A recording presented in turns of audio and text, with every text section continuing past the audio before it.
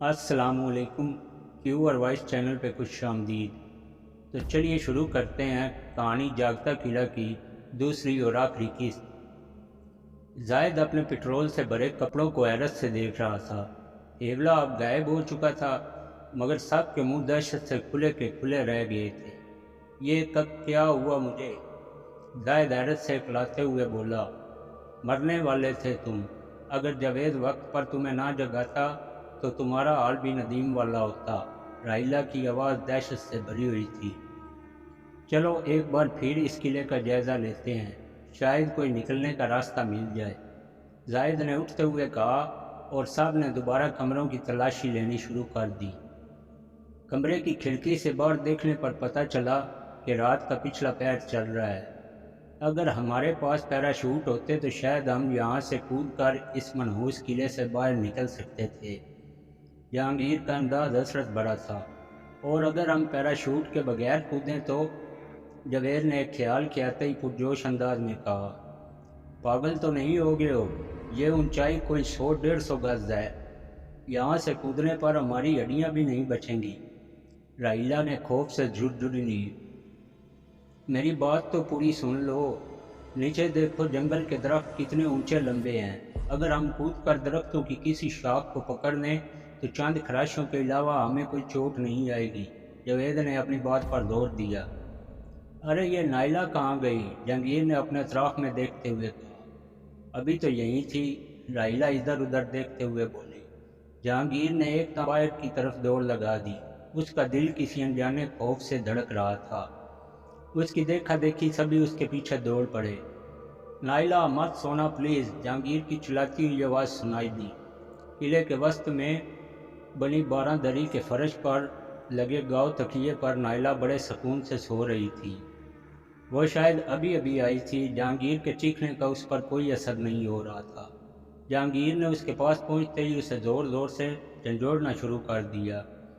मुझे सोने दो जहांगीर, मैं अब और ज़्यादा नींद से दूर नहीं रह सकती। नाइला की नींद से भरपूर आवाज़ उभरी। अचानक ही कमरा साईं साईं की आवाज़ से गूंज उठा। वो स्याह हेवला पेट्रोल की बोतल लिए दोबारा नमूदार हो चुका था। शाह नवाज को जाने क्या सूझी कि उसने आतिशदान से जलती हुई लकड़ी उठाई और भागता हुआ नाइला के पास पहुंच गया। उसने जलती हुई लकड़ी नाइला के बाजू पर लगा दी। नाइला एक ज़ोरदार झटके से चीखती हुई उठ बैठी। उसकी नींद रफू चक्कर हो चुकी थी। वो अब अपना बाजू थामे चीखे जा रही थी। उसका बाजू हल्का सा जल गया था, जिस पर आबला सा बढ़ना शुरू हो गया था। हेवला अब अपनी जगह पर रुक चुका था, मगर पहले की तरह गायब नहीं हुआ था। जहांगीर, जो अभी तक कुछ न समझने वाले अंदाज में नाइला के पास बैठा था, अचानक अपनी जगह से उठा और शाह नवाज को ज़ोरदार धक्का दिया। शाह नवाज अचानक हमले से ज़मीन पर गिर गया। जहांगीर उसके ऊपर बैठकर उस पर घूंसों की बारिश करने लगा। तुम्हारी हिम्मत कैसे हुई नाइला को जलाने की? मैं तुम्हें छोड़ूंगा नहीं। गुस्से की वजह से जहांगीर के मुंह से कफ बहने लगी। अचानक ही जहांगीर को एक ज़ोरदार ठोकर लगी और वो शाह नवाज से काफ़ी दूर जा गिरा। ठोकर मारने वाला जावेद था। अफसोस है तुम पर, तुम्हारी बीवी की जान बचाने पर तुम्हें शाह नवाज का शुक्रिया अदा करना चाहिए, उल्टा तुम उसे मार रहे हो, जावेद ने चिल्ला कर कहा। शाह नवाज अब उठकर अपने कपड़े झाड़ रहा था। एक दर्द और तकलीफ ही ऐसी चीज़ है जिसमें इंसान को नींद नहीं आती। शाह नवाज ने जब देखा कि तुम्हारा इतना जगाने पर भी नाइला नहीं जागी तो उसने ये तरीका इख्तियार किया। अगर वो ऐसा ना करता तो तुम्हें नाइला की राख भी ना मिलती। जावेद काफ़ी गुस्से में था। मुझे माफ़ कर दीजिए, मुझे गुस्से में कुछ समझ नहीं आई, जहांगीर ने नदामत से कहा। कोई बात नहीं मेरे भाई, मैं भी तुम्हारी जगह होता तो शायद यही करता। आपकी बात, शाह नवाज ने खलूस भरे अंदाज में कहा और जहांगीर से बगलगीर हो गया। उसकी एक आंख जहांगीर के लगने वाले घूंसे से सूज चुकी थी। कब तक बचाओगे खुद को तुम लोग?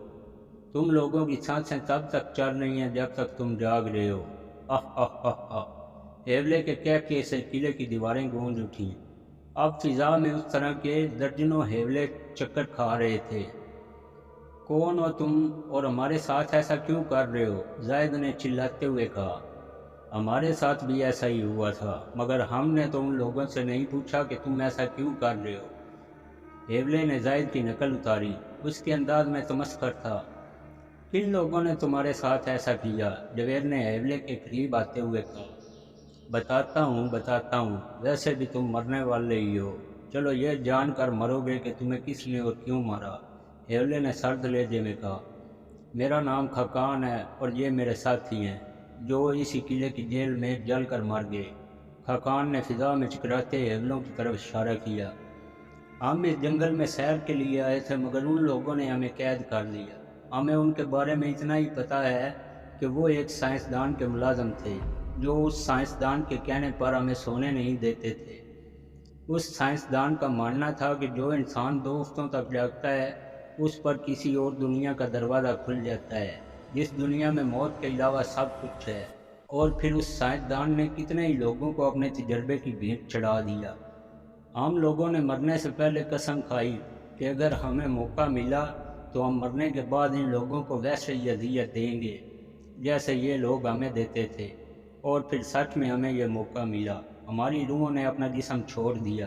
ہم نے ان لوگوں کے ساتھ ویسا ہی سلوک کیا جیسا وہ ہم سے کرتے تھے۔ پھر اس دن سے آج تک جو بھی یہاں آتا ہے ہم اسے اسی اذیت سے گزارتے ہیں۔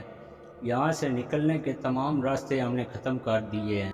اب لوگ یہاں آ تو سکتے ہیں مگر جا نہیں سکتے۔ تو پھر تم اور ان لوگوں میں کیا فرق رہ جاتا ہے؟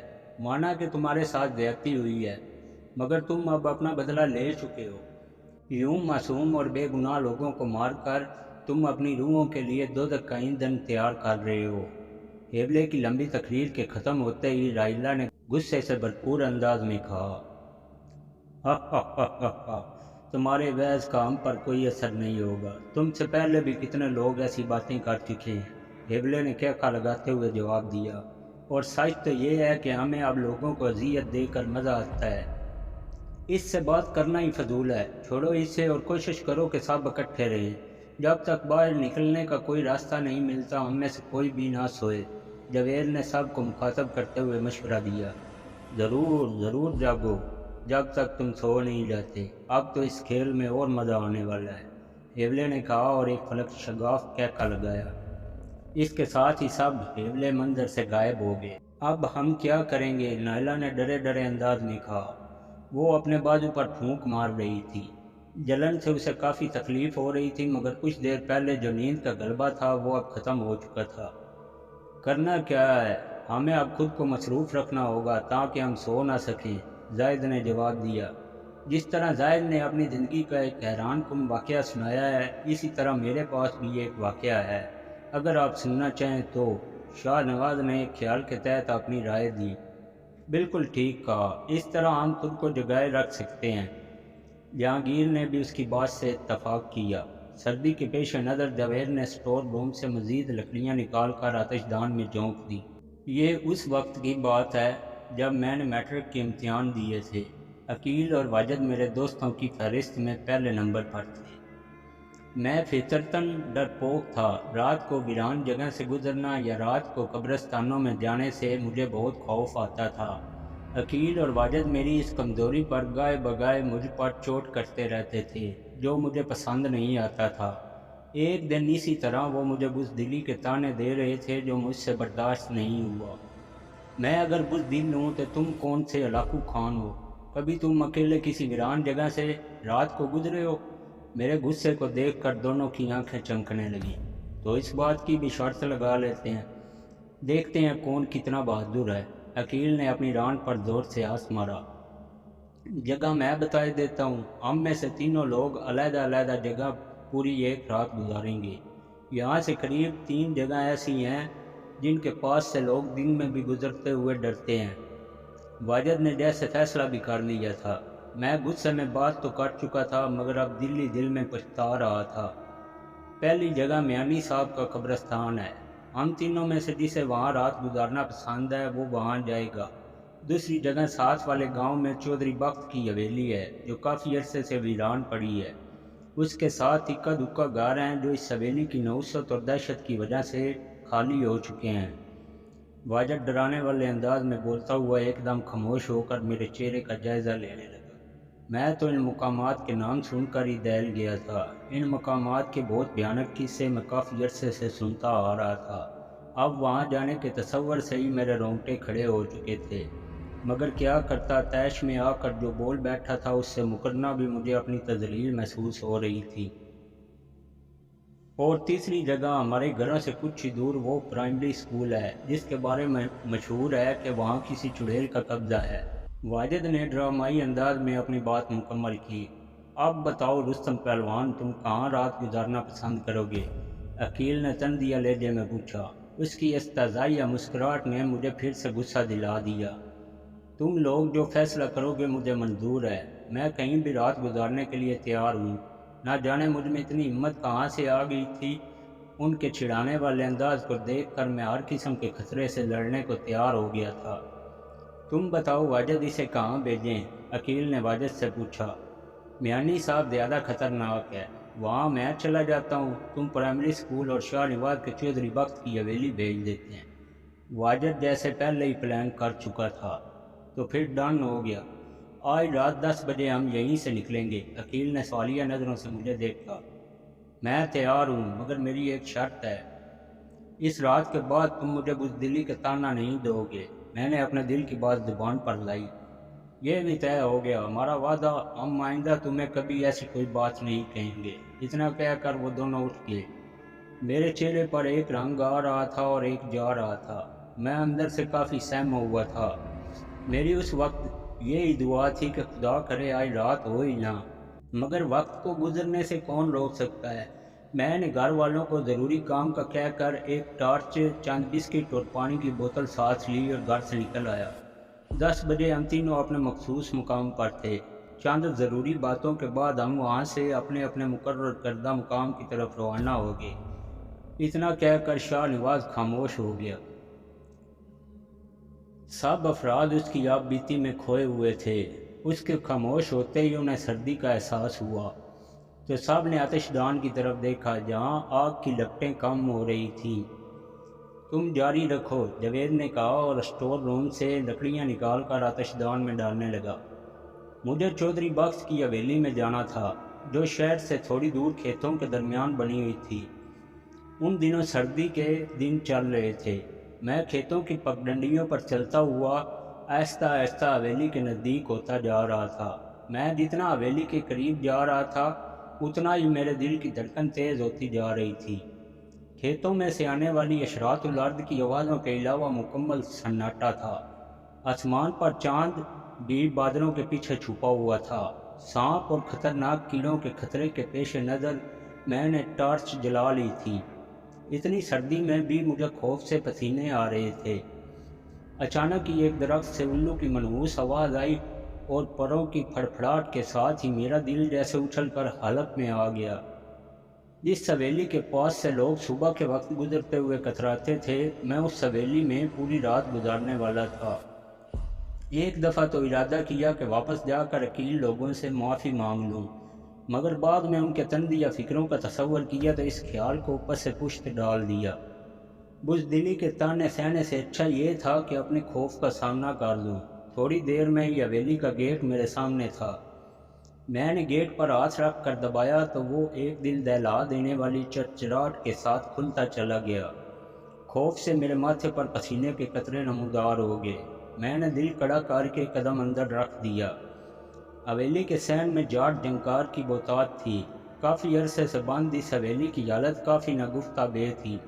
میں نے ٹارچ کی روشنی صحن کے کچے فرش پر ڈالی اور آگے بڑھنا شروع کر دیا۔ آوارہ بلیوں نے حویلی کے صحن کو اپنا مسکن بنایا ہوا تھا، جن کی چمکتی آنکھیں کسی مفوق الفطرت چیز کا تاثر دے رہی تھیں۔ میں نے تمام خوف کو اپنے ذہن سے جھٹکا، جس میں کچھ حد تک میں کامیاب بھی ہو گیا۔ اپنے قدم آگے بڑھاتے ہوئے میں حویلی کے اطراف کا جائزہ بھی لے رہا تھا۔ یہ ایک کافی پرشکوہ عمارت تھی جو کہ صحن کے بیچوں بیچ بنائی گئی تھی۔ حویلی کے چاروں طرف کافی کھلا صحن چھوڑا گیا تھا جہاں کبھی باغیچہ ہوا کرتا ہوگا، مگر وقت کی دھول میں دب کر سب جاٹ جنکار میں تبدیل ہو چکا تھا۔ چند سیڑھیاں چڑھ کر میں حویلی کے داخلی دروازے پر پہنچ چکا تھا۔ दरवाजे पर हाथ का दबाव डालते ही दरवाज़ा हस्बे साबका खुलता चला गया। एक खौफनाक चड़चड़ाहट ने हवेली को अपनी गूंज में लपेट लिया। मैं तमाम एहसासात को झटकते हुए अंदर दाखिल हो गया। मेरे सामने एक बड़ा हॉल था जिसे टीवी लाउंज की तरह सजाया गया था। मैंने टॉर्च की रोशनी में दीवारों का जायज़ा लिया। हॉल के अतराफ में काफ़ी कमरे बने हुए थे। दीवारों पर वक्फे वक्फे से स्विच बोर्ड लगे हुए थे। एक बटन प्रेस करते ही मेरी खुशी दीदनी थी। काफ़ी अरसे से बंद इस हवेली में बिजली की सप्लाई अब भी जारी थी। हॉल रोशनी से जगमगा उठा। मैंने लाइट्स के तमाम बटन प्रेस कर दिए।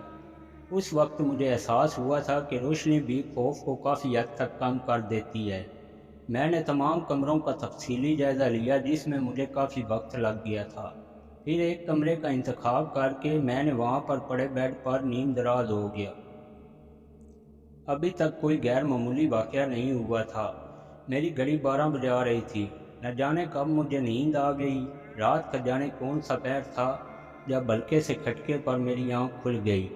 पहले तो मुझे यही लगा कि मैं घर पर हूँ, मगर फिर गुजरे हुए लम्हात याद आने पर मैं एक झटके से उठकर बैठ गया।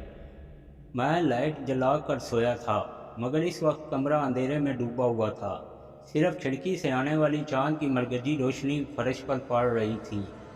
मैंने बेड की साइड पर पड़ी टॉर्च को टटोला, मगर ये जानकर मेरा दिमाग भग से उड़ गया कि टॉर्च अब वहाँ नहीं थी। अभी ये मुसीबत टली नहीं थी कि हल्की हल्की सरगोशियाँ सुनाई देने लगीं। ये किसी औरत की आवाज़ थी। आया तो अपने पैरों पर चल कर है, मगर यहाँ से जिंदा वापस नहीं जाएगा। उसकी दीदा दिलेरी तो देखो कैसे आराम से सोया हुआ है। दूसरी भुनभुनाहट सुनाई दी। मेरा दिल जैसे उछल कर हलक में आ गया था। अभी तक मैंने खौफ लफ्ज़ सुना था, मगर ये होता क्या है आज महसूस हो रहा था। मैंने बेड से छलांग लगाई और दरवाजे के पास जाकर रुका, मगर ये महसूस करके ही कि दरवाज़ा बाहर से बंद है, मुझ पर जैसे क़यामत टूट पड़ी। मैंने दरवाजे को ज़ोर ज़ोर से पीटना शुरू कर दिया। निस्वानी सरगोशियाँ फलक शगाफ कैकों में बदल गईं। मैंने बहुत कोशिश की, मगर दरवाज़ा ना खुला। फिर मेरे ज़हन में खिड़की का ख्याल आया। मैं भागते हुए खिड़की के पास पहुंचा। कैकों की आवाज़ें आहिस्ता आहिस्ता बुलंद होती जा रही थीं। खिड़की के पास पहुंचते ही मेरे रहे से ओसान भी खता हो गए। शीशे की खिड़की के पार एक औरत खड़ी थी जिसने लंबा सफ़ेद लबादा ओढ़ रखा था। उसके सफ़ेद बाल चांद की रोशनी में चांदी की तरह चमक रहे थे, जो उसके चेहरे के आगे फैले हुए थे। उसने सर को झटका दिया। उसका चेहरा वादा होते ही मेरे पांव तले से जैसे ज़मीन खिसक गई। खुदा की पनाह, वो इंसान नहीं थी। इंसानों के चेहरे ऐसे नहीं होते। शाह नवाज में एक झुरझुरी सी लीड, दुनिया जहान का खौफ उसकी आंखों से जाहिर हो रहा था। वो आज भी इस वाक़े को सुनाते हुए खौफ से थरथरा रहा था। सब लोग बेचैनी से उसके बोलने का इंतज़ार कर रहे थे। चंद लम्हात के तवक्कुफ़ के बाद वो फिर से गोया हुआ। मैं उस वक्त को कोस रहा था जब मैंने इस मनहूस हवेली में कदम रखा। मेरे खिड़की से हटते ही वो औरत भी गायब हो गई। वो निस्वानी कह के भी थम चुके थे। सिर्फ रग रग में सरायत करता उस हवेली का सकूत था, या फिर मेरे दिल के तेज़ी से धड़कने और मेरी सांसों की आवाज़ जो लोहार की धूकनी की तरह चल रही थी। मैंने एक बार फिर दरवाज़ा खोलने की कोशिश की, जो मेरे आहिस्ता से खींचने पर खुलता चला गया। मैंने आओ देखा न ताओ और भागता हुआ मेन गेट की तरफ बढ़ा। इससे पहले कि मैं मेन गेट तक पहुंचता, वहीं बूढ़ी डाइन जो मुझे खिड़की से नज़र आई थी, आहिस्ता आहिस्ता चलती हुई गेट के सामने आ खड़ी हुई। उसके चांदी जैसे बाल हवा में लहरा रहे थे और उसका गैर इंसानी चेहरा मेरे सामने था। मेरे कदम जैसे ज़मीन ने जकड़ लिए थे। मैं अपनी जगह बुत बना खड़ा था कि अचानक उस बूढ़ी ने एक भयानक चीख मारी और मेरी तरफ दौड़ लगा दी। मैंने अपने पूरे जिस्म की कुव्वत को बरूए कार लाते हुए हवेली के दाखिली दरवाजे की तरफ मुड़कर वापस दौड़ लगा दी, मगर मेरे पहुंचने से पहले वहां दो औरतें नमूदार हुईं, जिनका खौफनाक सरापा चांद की दूधिया रोशनी में साफ नजर आ रहा था। वो गैर मामूली हद तक दराज कद और जर्क बर्क लिबास में मलबूस थी। उनके भयानक चेहरों पर नज़र डालने ही सही, खौफ की सर्द लहरें मेरे वजूद को अपनी लपेट में ले चुकी थीं। मैंने रास्ता बदल कर हवेली की पुश्त की तरफ दौड़ लगा दी। पकड़ लो, इसे भागने ना पाए। बूढ़ी औरत की कड़कदार आवाज़ उभरी और वो दोनों औरतें मेरे पीछे दौड़ पड़ी। میں نے اپنی تمام قوت پاؤں میں سمیٹی اور جلدی حویلی کی پچھلی سائڈ پر آ گیا۔ وہاں پہنچتے ہی مجھے یہ دیکھ کر بہت خوشی ہوئی کہ حویلی کی پچھلی سائڈ کی دیوار تھوڑی ٹوٹی ہونے کی وجہ سے وہاں سے نکلنا کافی آسان تھا۔ میں نے جلدی سے جمپ لیا اور دیوار کو پکڑ کر اپنا جسم اوپر اٹھایا۔ دونوں خوفناک عورتیں وہاں آ پہنچی۔ مجھے دیوار پر چڑھتا دیکھ کر انہوں نے تیزی سے میری طرف دوڑ لگا دی۔ میں نے ایک پاؤں دیوار پر رکھا اور دوسرا اٹھانا چاہتا ہی تھا کہ ان عورتوں میں سے ایک نے میری ٹانگ کو پکڑا اور اپنے دانت میری ٹانگ میں گاڑ دیے۔ مجھے ایسے لگا جیسے کسی چھری یا چاقو کو میری پنڈلی میں گاڑ دیا گیا ہو۔ شاہ نواز خود پر ہونے والے واقعات بغیر رکے بتایا جا رہا تھا۔ سب لوگ امتن گوش سن رہے تھے کہ اچانک نائلہ کی زوردار چیخوں نے شاہ نواز کو رکنے پر مجبور کر دیا۔ سب نے اس جگہ کی طرف نظریں اٹھائیں جہاں نائلہ بیٹھی تھی، مگر اب وہاں آگ کی لپٹیں تھیں۔ جہانگیر جلدی سے اپنی جگہ سے اٹھا اور بارہ دری میں بچھے قالین کو ایک زوردار جھٹکے سے کھینچ لیا۔ وہ اس قالین میں نائلہ کو لپیٹ کر شاید آگ بجھانا چاہتا تھا، مگر اسے بہت دیر ہو چکی تھی۔ نائلہ کا وجود چند ہی ساعتوں میں راکھ کا ڈھیر بن چکا تھا۔ فضا میں ہیولے کے کہکے بلند ہوئے اور خاقان کا ہیولہ ان لوگوں کے سروں پر چکرانے لگا۔ نائلہ کے وجود کی راکھ ایک ہوا کے جھونکے سے اڑتی ہوئی فضا میں تحلیل ہو گئی۔ جہانگیر گھٹنوں کے بل بیٹھا، آنکھوں پر ہاتھ رکھے روئے جا رہا تھا۔ روتے روتے اس کی ہچکیاں باندھ گئیں۔ جاوید اور شاہ نواز نے اسے سہارا دیا اور رائلہ اس کے لیے پانی لے آئی۔ جہانگیر صبر کرو، اس برے وقت میں ہمت ہارنا تمہارے لیے خطرہ بن سکتا ہے، زاہد نے اس کی آنکھیں صاف کرتے ہوئے کہا۔ یہ سب میری غلطی ہے۔ مجھے پتا تھا کہ نائلہ نیند سے جنگ لڑ رہی ہے، مگر پھر بھی میں نے اس کی طرف سے غفلت برتی۔ جانے کب اس کی آنکھ لگ گئی اور وہ… اتنا کہہ کر جہانگیر پھر سے پھوٹ پھوٹ کر رو پڑا۔ پھر رائلہ، جاوید اور زاہد کے حوصلہ دینے پر جہانگیر چپ ہوا، مگر اب وہ بہت بوجھا بوجھا سا لگ رہا تھا۔ رائلہ آنٹی، آپ کی آنکھیں بھی نیند سے بھری ہوئی ہیں، خدا کے لیے خود کو سونے مت دیں، شاہ نواز نے رائلہ کی حالت دیکھ کر ہمدردی سے کہا۔ میری طرف سے تم بے فکر رہو۔ ہاں یہ بتاؤ کہ آگے تمہارے ساتھ کیا ہوا؟ تم اس حویلی سے کیسے نکلے؟ رائلہ نے اس دہشت زدہ ماحول کو بدلنے کے لیے بات کا رخ ہی بدل دیا۔ بس میری قسمت اچھی تھی، شاہ نواز پھر سے گویا ہوا، یا پھر خدا کو میری زندگی منظور تھی۔ ان دونوں عورتوں نے مجھے ٹانگوں سے پکڑ کر نیچے کھینچ لیا۔ میں اب اپنی زندگی سے بالکل مایوس ہو چکا تھا، اس لیے میں نے خود کو ان کے حوالے کر دیا۔ میری آنکھوں سے آنسو نکل رہے تھے۔ جب دوسری عورت نے میرے بازو میں اپنے دانت گاڑے تو تکلیف سے میرا منہ آسمان کی طرف اٹھ گیا۔ میرے دل کی دھڑکنیں اور میری سانسیں بس یہی دعا کر رہی تھیں کہ اے میرے خدا، اگر زندگی میں تجھے میری کوئی نیکی اچھی لگی ہے تو اس کے بدلے آج مجھے ان عفریتوں سے بچا لے۔ شاید وہ قبولیت کا وقت تھا۔ اچانک ہی دور مسجد سے اذان کی آواز سنائی دی۔ اذان کی آواز سنتے ہی وہ عفریت عورتیں چیخیں مارتی ہوئی وہاں سے غائب ہو گئیں۔ میرے حواس اب میرا ساتھ چھوڑ رہے تھے۔ دن کے اجالے کے ساتھ میرا دماغ اندھیروں میں ڈوب رہا تھا۔ میں کیسے گھر پہنچا مجھے بعد میں پتہ چلا۔ میرے نام نہاد دوست عقیل اور واجد میں سے کوئی بھی نہ میانی صاحب گیا تھا اور نہ ہی پرائمری اسکول، مگر شاید انہیں احساس ہو چکا تھا کہ مجھے یہاں بھیج کر انہوں نے بہت بڑی غلطی کی ہے۔ وہ صبح ہوتے ہی محلے داروں کے ساتھ اس حویلی پہنچ گئے تھے، مگر وہ خود تب بھی اندر داخل نہیں ہوئے۔ محلے کے چند بہادر نوجوانوں نے اندر جا کر مجھے بے ہوش پایا تو اٹھا کر باہر لے آئے۔ اس حادثے کے اثرات سے باہر آنے میں مجھے 2 مہینے لگ گئے، مگر اب بھی وہ رات یاد آتی ہے تو دل خوف سے بھر جاتا ہے۔ شاہ نواز نے اپنی پنڈلیوں کے زخم بھی دکھائے اور وہ بازو بھی جس پر دوسری ڈائن نے دانت گاڑے تھے۔ اچانک رائلہ کا سر جاوید کے کندھے پر ٹک گیا۔ وہ تقریباً سو چکی تھی۔ جاوید نے جلدی سے اسے جھنجھوڑا۔ رائلہ کی آنکھیں نیم واہ ہوئیں۔ خدا کے لیے مت سونا، اب ہم اور کوئی جانی نقصان برداشت نہیں کر پائیں گے، جاوید نے اس کے کان کے قریب ہو کر چلاتے ہوئے کہا۔ فضا میں ہیولے کی سرسراہٹ سنائی دی اور خاقان کا ہیولہ ان کے سروں پر چکرانے لگا۔ مجھے سونا ہے، مجھے بہت نیند آ رہی ہے، رائلہ کی آواز جیسے کسی گہرے کنویں سے آ رہی تھی۔ اور پھر 3 کام بیک وقت ہوئے۔ ہیولے کے ہاتھ میں پٹرول کی بوتل ظاہر ہوئی۔ جاوید کے اشارہ کرنے پر شاہ نواز آتش دان سے لکڑی اٹھانے کو دوڑا۔ وہ نائلہ کی طرح رائلہ کا بھی بازو جلانا چاہتا تھا تاکہ تکلیف ہونے پر وہ نیند سے بیدار ہو جائے، اور عین اسی وقت قلعے کے داخلی دروازے کے کھلنے کی خوفناک گڑگڑاہٹ سنائی دی۔ جلدی کرو، مجھے لگتا ہے قلعے کا دروازہ کھل چکا ہے، بھاگو یہاں سے، زاہد نے چلاتے ہوئے کہا اور راہداری کی طرف دوڑ لگا دی۔ اس کی دیکھا دیکھی جہانگیر بھی دوڑ پڑا، جبکہ شاہ نواز نے بھی جلتی ہوئی لکڑی آتش دان میں پھینکی اور باہر کی طرف بھاگا۔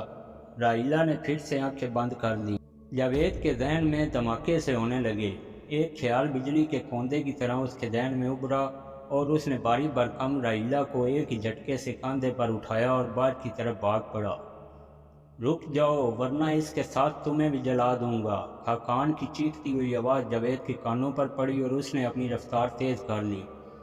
کوئی اور وقت ہوتا تو شاید وہ اتنا وزن اٹھا کر اتنا تیز نہ دوڑ سکتا، مگر اس وقت تو اس کے پاؤں میں جیسے بجلی بھری ہوئی تھی۔ اس نے مصمم ارادہ کر لیا تھا کہ یا تو وہ رائلہ کو سانس لے کر باہر نکلے گا یا پھر خود بھی اس کے ساتھ جل جائے گا۔ راہداری میں پہنچتے ہی اسے سامنے قلعے کا دروازہ کھلا نظر آ رہا تھا، جس میں چند اجنبی افراد کھڑے سیڑھیوں کی طرف دیکھ رہے تھے۔ عجیب پاگل لوگ ہیں، کتنی تیزی سے سیڑھیاں اتر رہے ہیں، پھسل کر گرنے کا بھی خوف نہیں، ایک اجنبی نے دوسرے کو مخاطب کیا۔ نکل چلو یہاں سے، اس سے پہلے کہ یہ قلعہ تمہاری قبر بن جائے، جاوید نے دوڑتے ہوئے ہانپتی سانسوں میں چلا کر کہا۔ وہ 7-8 اجنبی مڑ کر اسے دیکھنے لگے۔ خاقان کا ہیولہ اب منظر سے غائب ہو چکا تھا، مگر جاوید نے اپنی رفتار کم نہیں کی تھی۔ اجنبی افراد کے پاس پہنچ کر وہ رکا اور خوف سے مڑ کر پیچھے دیکھا، مگر اب وہاں کچھ نہیں تھا۔ میری بات مانو، اس قلعے کو ابھی چھوڑ کر میرے ساتھ چلو، جاوید نے کہا اور اپنے اطراف کا جائزہ لینے لگا۔ اسے اب بھی یہ خوف ستا رہا تھا کہ خاقان کہیں سے بھی نمودار ہو کر رائلہ کو مارنے کی کوشش کر سکتا ہے۔ اے مسٹر، ہم یہاں سیر و تفریح کرنے آئے ہیں اور اس قدیم قلعے کو دیکھ کر ہی جائیں گے، ہٹو ہمارے راستے سے۔ ایک موٹے سے آدمی نے جاوید کو ایک طرف ہٹایا اور راہداری میں قدم آگے بڑھا دیے۔ اس کی دیکھا دیکھی سب لوگ اندر جانے لگے۔ جاوید نے انہیں روکنے کی بہت کوشش کی، مگر ان کے کانوں پر جوں تک نہ رینگی۔ ایک زوردار گڑگڑاہٹ کی آواز پر جاوید کا رخ دروازے کی طرف مڑا۔ قلعے کا گیٹ اب آہستہ آہستہ نیچے آ رہا تھا۔ جاوید نے ایک لمحہ ضائع کیے بغیر باہر کی طرف دوڑ لگا دی۔ گیٹ آتا بند ہو چکا تھا۔ جاوید نے ایک چھلانگ لگائی اور رائلہ سمیت قلعے کے دروازے سے باہر جا گرا۔ قلعے کا دروازہ مکمل بند ہو چکا تھا۔ جاوید کو اندر جانے والے افراد پر ترس آ رہا تھا، مگر وہ کیا کر سکتا تھا؟ اس نے رائلہ کو دیکھا جو اب ہوش میں آ رہی تھی۔ پھر کچھ دیر بعد وہ جنگل میں موجود اپنے ساتھیوں سے مل چکے تھے۔ وہاں سے رخصت ہوتے ہوئے انہوں نے آخری نظر قلعے کی طرف ڈالی اور مین روڈ کی طرف بڑھ گئے۔ تمام ویڈیو اپڈیٹ کے لیے کیو آر وائس چینل کو سبسکرائب کر لیں اور بیل کے بٹن کو ضرور دبا دیں۔ اللہ حافظ۔